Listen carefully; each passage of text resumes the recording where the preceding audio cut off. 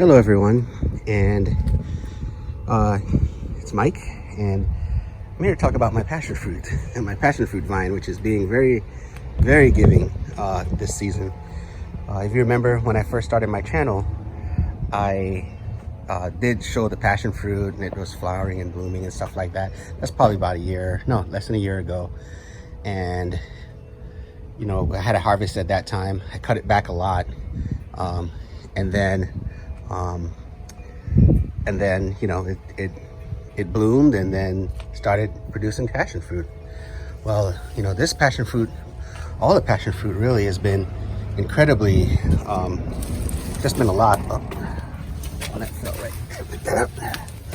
There's been a lot of passion fruit coming off of this passion fruit vine. A surprising amount, actually. I'm just looking for wherever it's purple, and you know, just grabbing, you know, if it's ready. I see some right there. Come off, no, not quite. There's one back there. Yep.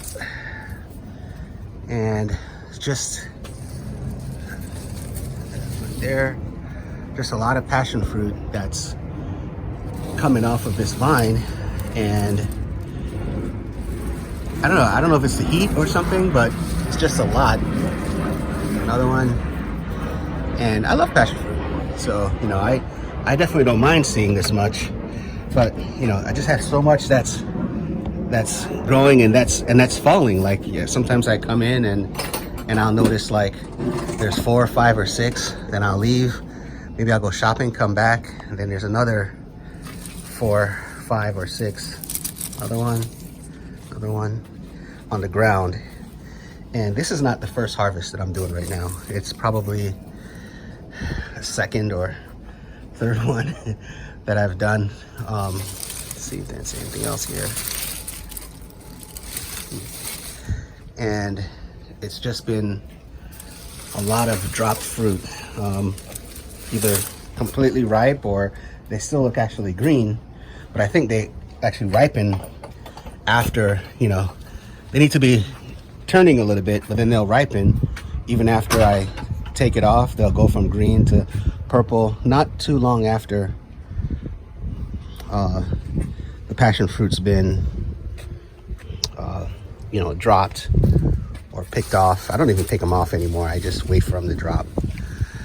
Or I may notice one like I was just doing here, and hey, it's already dropped, it's just stuck in the vine, and I'll take it off from there. Just a couple right there. I'm guessing that these will probably fall tomorrow or the next day. Couple. One right there. All right. This passion fruit vine here. So we have 3 passion fruit vines. This one here is the oldest one. We started it down there, and it's kind of just taken off and taken over. As you can see, this whole part of the fence.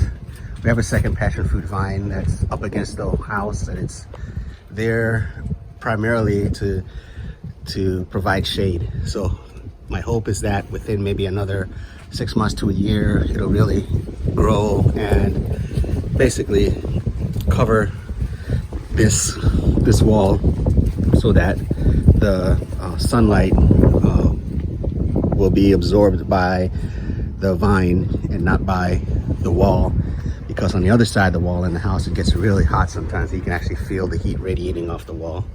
So that's 1, 2, and then this is the 3rd passion fruit vine. This one's planted by the duck coop. You can see down here. And sometimes off of this vine too, a lot's been falling. Actually, it started with this vine.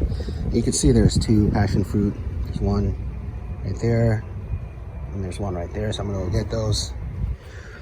This is probably my 2nd or 3rd time grabbing passion fruit from the yard, from this part of the yard today. Oh, scaring the ducky. She doesn't like that. The other one. And I want to show you our harvest just from this week. I don't even think it's been a full 7 days. And probably been 5 or 6 days, and you see that basket's probably got easily 50 or 60. And then this is today. I can't even say this whole, there's a little bit of today in here, and then there's a lot more of today in here, including what I just like picked from the back, what fell in my driveway when I was pulling up. So, you know, there's a lot of passion fruit that we have, and I don't know if it's dropping again because of the amount of heat we're getting. I don't worry too much about the ones that are kind of greenish colored. They do turn. If they got a little bit of color on them, they will turn and they'll get purple. And they probably won't taste quite as sweet as ones that are like really purple and have like the wrinkles on them and all that stuff. That's probably the sweetest ones, but you know, it's all good. It's all good. I love passion fruit. We've given a lot away to neighbors and friends, and I don't know, we'll probably give some more away. But anyway, it's been a wonderful giving vine. I definitely recommend it if you like passion fruit. It's a easy vine to grow. It pretty much takes over. I think the one thing is, the one thing you got to look out for is trimming it back, especially if you don't want it to kind of overgrow a fence. You know, we do share this fence with a neighbor, so we try to make sure the passion fruit, the little parts of the vine here that are still growing, the little stalks, if they go over on the other side, we'll cut them, or better yet, what I've been doing is let me see if I can find one here. Let's see, I know there's a bunch here. I've been tying, so I've got these ties, and I've been tying, like taking the vines and pulling them back and then tying them across, so that to make it like nice and tight and to save the vines, because I think the fruit really grows from the new cuttings. I could be wrong there. Maybe a couple of the old vines, thicker ones, it grows off of, but definitely the new ones. Definitely the new ones. You can see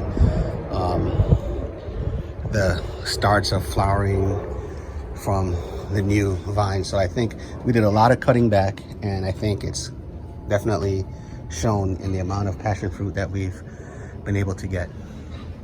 So anyway, and then real quick, banana. That's what we had for banana tree too, and we've been waiting for it to fruit, and finally this one's given us fruit.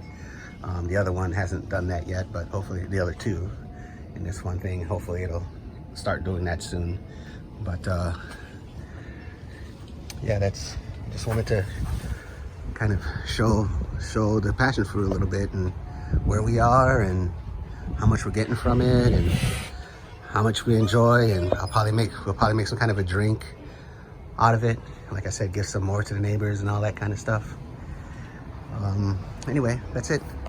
If you like this video, please, you know, press the like button, share, comment, let me know if you have any questions. I think it's an easy, you know, my advice about it is I think it's easy to grow. It doesn't require a whole lot of water, but it does require regular watering as far as I can see. And it does require sun, but not completely. Well, yeah, it does require sun, probably for at least half the day, because like the one that grows against the fence here, that probably gets sun for basically half a day, right? Full sun for like half a day as the sun goes across the sky from what, east to west or something. Then, you know, it gets the full sun, and then the second half of the day it gets what it is now. So again, I think it's an easy, especially if you're in a more temperate climate. I don't know if it's easy to grow in like cooler climates or not. You have to have it in a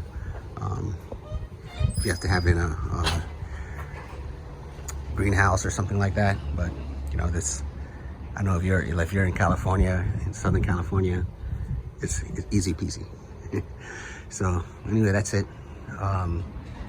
Again, like, share, subscribe, leave comments, questions, and I'll see you guys again. Bye-bye.